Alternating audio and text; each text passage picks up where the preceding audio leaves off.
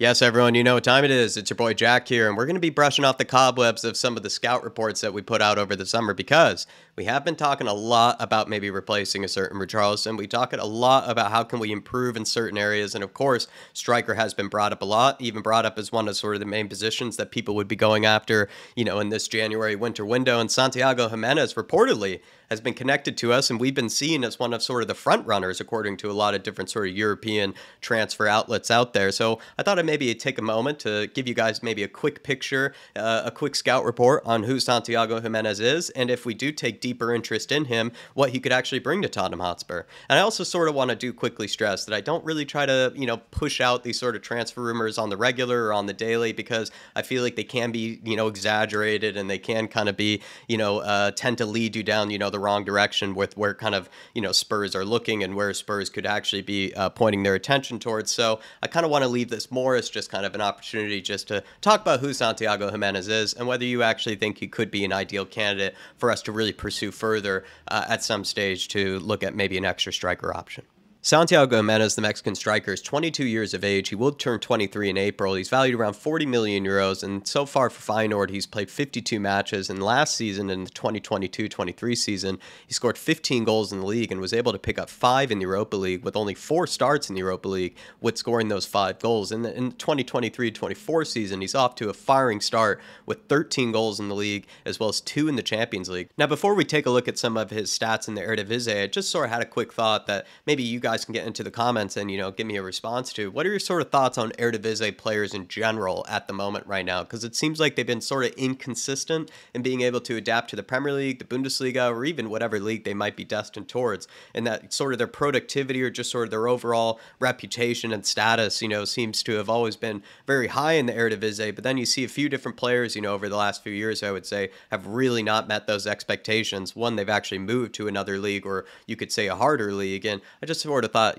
maybe what your opinion is on sort of the Eredivisie right now, because at least from what I've seen, it's been kind of inconsistent with certain players and how they've been able to adapt to another league. Let's take a quick dive into some of his Eredivisie stats. Now, I wanted to maybe measure his productivity, right? How clinical he is in front of goal. And you can see that, he's getting plenty of shots off. He's getting at least 2 of them on target. But if you take a look at that goals minus XGs, has a positive ratio in there. And what that actually means is that he is actually able to, gather, he's scored more goals than actually what the XG algorithm has him down for so far. And I thought that would be sort of a good category to take a look at is, how clinical is he with the chances that he's given? Is he taking most of them? Is he taking almost all of them? And what we're seeing is that he's actually scoring more than what the XG has him down for, which is always at least the sign of a decent striker. And then now we also need to take a look at sort of his, hold up play and, how good is he at being able to hold it up for us when we need to. And you can see that he has, all right sort of touches in the sort of attacking penalty area, right? He's had plenty in there. He's getting close to almost 8.5 per 90, and you can see that as well. He's carrying it into the penalty area. And when I've watched Santiago Jimenez, what I would say is that he's a decent runner with the ball. He's powerful, right? He's tall, he's strong, and so when he does get some pace and some momentum, he does have sort of a bit of that kind of an intimidating kind of a nature to him when carrying the ball. He looks like a hard guy to try to really put in a hard tackle into, because he looks like he could almost just run you over.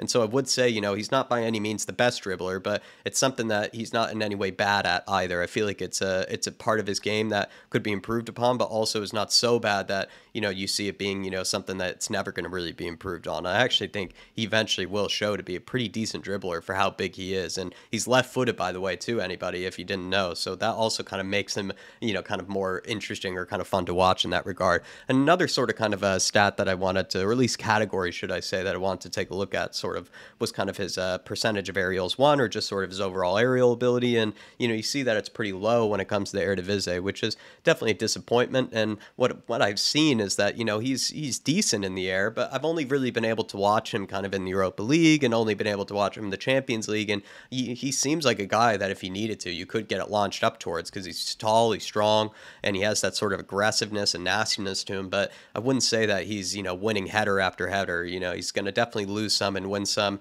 and it's sort of like his dribbling, where you can see some promise there, but also maybe it's not something that's totally flushed out yet, that he has a ton of strength in either. So it looks like that he has, the ability to finish with his aerial game, but when it comes to maybe holding up the ball, kind of flicking it onto others, I haven't seen all of that. I've seen it from time to time, but I don't see it as consistently. But let me know in the comments down below what your sort of thoughts are kind of on his aerial game. Is he a guy that you really can get the ball kind of, knocked into the box, or also as well to even hold up the ball if need be? And also want to kind of maybe look at sort of his tackles in the attacking third to maybe find a way to measure, if he works very hard off of the ball. And in an RNA slot system, we're, supposed to be seeing, I think, some at least some pressing stats, or at least some characteristics that the guy works hard off of the ball. And at least that's what I thought, with an RNA slot system, that the striker would work pretty hard from the front. And I haven't seen, too much evidence, at least in the stats, should I say, that Santiago Giménez is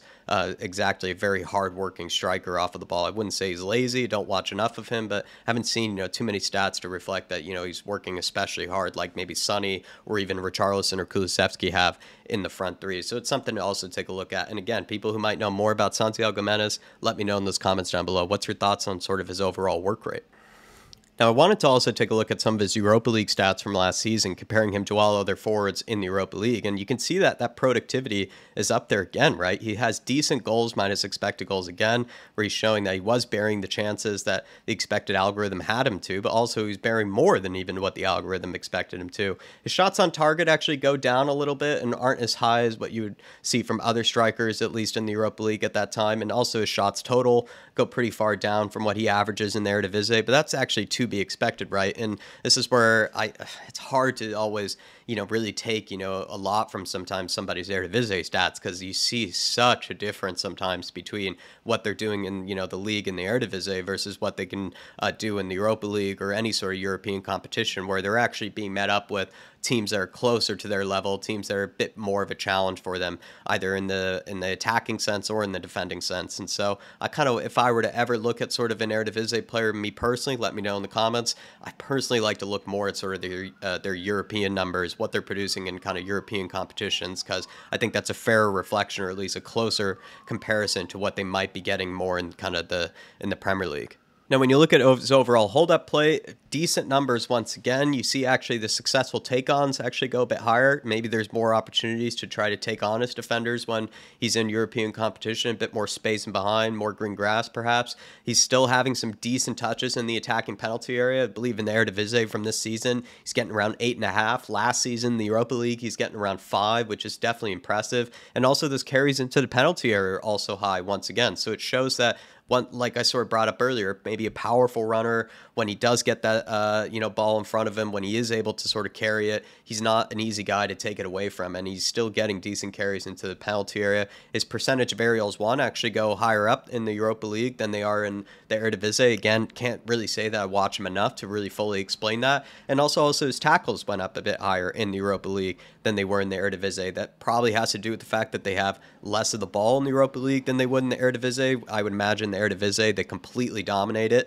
and there's maybe fewer opportunities to really win it back because you're usually the one with it. And you could say that when he's coming up against maybe European competition, there's more opportunities to really try to work hard from the front and try to win the ball back for the team. But when you look at his European numbers and his Eredivisie numbers, I've been pretty impressed with more kind of the European numbers and the fact that you don't see too much of a drop-off from his sort of Eredivisie stats, and you actually see an increase in some other ones that would have been actually lower in the Eredivisie. So from what I can tell is that Santiago Giménez has really built on from what he was able to do last season. And if you even look at some of his European numbers from last season and compare it to his Eredivisie numbers from this season, you can see that there really isn't too much drop-off and there really isn't too much of a difference there to be really worried about when he's coming up against better competition. Let's take a look at some of the stats between Richarlison and Santiago Giménez from sort of their league campaign so far this season that isn't including some of his Champions League numbers so far. It's just including how they've done in the league. And of course, you can see the big difference between their goals scored. And that in a way sort of reflects, from the shots on target percentage there, right? Richie has had so many chances to at least challenge the keeper, at least, make it difficult on him to pull out a big save. And he's usually just shanked it wide or missed it, missed the post or by a little bit. He's ended up, sort of spraying it off target. Whereas Santiago Jimenez does a better job by the looks of things of being able to challenge the keeper more. Richie, I would say, is a bit more involved in the build-up play, which is why you would expect sort of his passes completed to be higher there. And also, I think that his aerial game is actually better probably than Santiago Jimenez is. I think if you were a Richie doubter or somebody who really doesn't like Richarlison, I think we could probably both shake hands in the fact that I feel like he does have at least that aerial threat and that aerial ability that does come, to help us from time to time. He even helped us win the game against Sheffield United. So in the beginning of this season, you look at sort of their, presence in the penalty area. You can see that they have at least close. They're both getting around 8 touches in the penalty area. And I sort of have a quick question for you guys. And that I feel like, when you look at maybe Richarlison sort of touches in the attacking penalty area versus Santiago Jimenez's, if they're both around 8, you would think that since Santiago is more of a striker, he's going to be operating more in those central areas. I would expect that maybe those would be a bit higher, at least maybe considerably higher than Richie's, knowing that Richie is sort of kind of operating wide out on the left. Yeah, he makes those sort of, runs into the penalty area and also has to be a threat in there. But I feel like the fact that he's not played nearly as many minutes as Santiago Jimenez and also is maybe kind of playing different positions, it's a surprise that actually Richie is getting so many touches in the attacking penalty area, and probably again shows how he could be more clinical maybe for sure. But just interesting to see that they sort of have kind of similar sort of at least numbers in sort of their penalty presence. And also too, Richie has better aerials won, percentage, and I believe also in general sort of the amount of aerials that he does win, aerial contests, Richie usually does win out in comparison to Jimenez. So could you say that while one is definitely probably a better finisher in the case of Santiago Jimenez, Richie has more of sort of the physical presence maybe inside the penalty area? I don't know. I could be really exaggerating and, might be sort of embarrassing myself with that comparison. But let me know, what's sort of your opinion about their sort of overall sort of penalty presence? While one, I think, has much better positioning, much better finishing in the case of Jimenez, with Richie, you're kind of seeing more of the, the general numbers of, winning headers as well as sort of kind of having touches inside the penalty area. If you were to compare Jimenez with our current striker, Sonny, you can see that Sonny is also getting close to 50% of his shots on target. And I would say being able to get as many shots as he does on target in the Premier League compared to what Jimenez is doing in the Eredivisie, at least for me, despite them having the same ratio, makes me give the nod towards Sonny there. Jimenez getting more shots, at least per 90 off than Sonny is. But though you would say that Sonny is kind of more involved in the build-up play. He's getting more passes completed, more key passes, which are passes that lead to a shot on goal. And that's something that maybe we could point out there, is that Jimenez seems to be more kind of a regular number 9, at least in Arne Slot's system, a guy that's just there to bury the chances. Yes, be involved in the build-up play, but perhaps less so in comparison to Sonny, because I feel like in the Eredivisie, you would think that Feyenoord would be having tons of possession, be, able to really dominate sort of the ball a bit more than maybe Spurs do. Spurs definitely do dominate possession and definitely do dominate play, but it's probably a harder league to be able to achieve that and do that than I would say in the Eredivisie with Arne Slot's side. So the fact that Sonny is playing in, I would say, a more difficult league and is getting more passes completed as well as more key passes than Santiago Jimenez is, suggests to me that maybe Sonny at least is more involved in the build-up play than Jimenez is. And that could be more of a stylistic thing, and also could just be something to point out that, Jimenez is not as involved in sort of Feyenoord's build-up play as Sonny is. So it's something he would have to work on or something that he would make an adjustment to. Take a look at some of the other stats, though. You can definitely say that he should be winning in aerials won, and also in touches in the attacking penalty area. He probably should be winning because he has that sort of more physical presence than Sonny does. He's somebody that you also be more willing to maybe launch the ball into the box.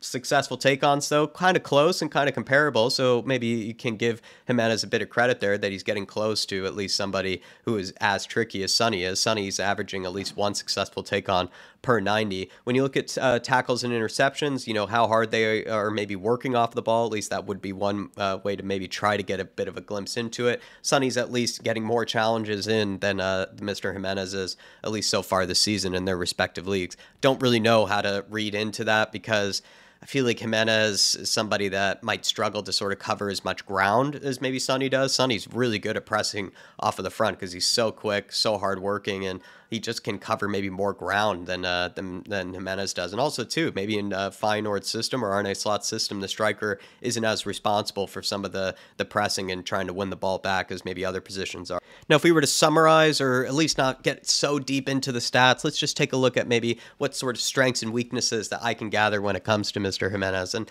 I could say that his positioning is definitely up there as well as his finishing. He looks like a regular sort of number nine, and that he finishes the chances that are presented to them. He'll finish them in a clever way. He'll finish them powerful as well. Like some of the finishes I have seen him put in the Champions League, he really hits, like really puts some real effort into them. And also too, you see some clever ones mixed in there. It's not just a Jamie Vardy finish every time. He can definitely put some dinks or some outside the foot curlers. He has a variety of finishes. And also too, in the air, I've seen a variety of finishes as well, where he's leaped above his defender to really not at home, or he's been all by himself with a free header and he still, hits it in with a real clinical nature to it. So I think his positioning and where he puts himself in the box to, set himself up in the best way to score. And also too, I just think his variety of finishes have definitely been impressive when I look at sort of what he, has that he could bring to Spurs, or just what sort of he has right now that definitely you could rely upon. And I would definitely say it's the finishing and the positioning. He's a powerful dribbler, like I brought up before. When he does,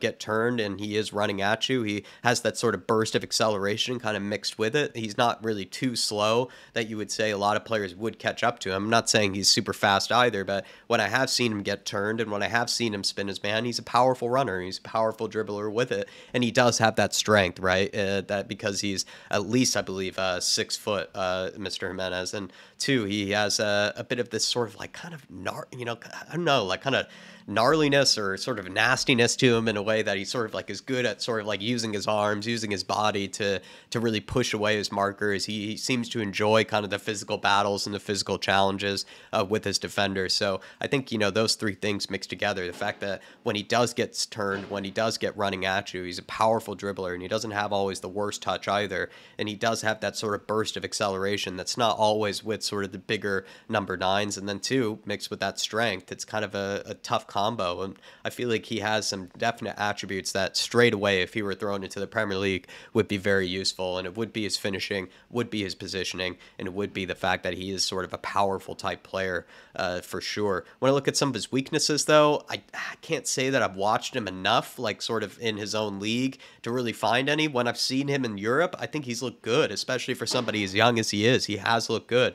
But from what I've heard and from what I've been able to gather is that he's not been very prolific for the Mexican national team. And you even look at his time when he was with Cruz Azul. Yes, he was putting okay numbers for especially a young Mexican striker, but I wouldn't say they were like so prolific that you were like, get him out of here straight away, right? Type of talent. So definitely interesting that he's been more prolific for Feyenoord, and as well as just in this Arne Slot sort of team and system than he has been in other systems, either with his Cruz Azul club or with the Mexican national team. So that's something else to maybe point out, because I'm not going to really bring up any real weaknesses that I could say that definitively see myself, because when I watched him in Europe, he's looked like a good player and he's looked like a fine striker. It's just that if I were to really kind of point something out, it's that maybe with sort of different systems, different managers, different players around him, he's actually not been nearly as prolific as he has been with Feyenoord. But that about does it, everybody, on my scout report for Santiago Jimenez. Really do appreciate you tuning into this one. I just want to say quickly that I feel like this is a target that would be more likely to happen in the summer than it really would this January. I'm not going to really buy into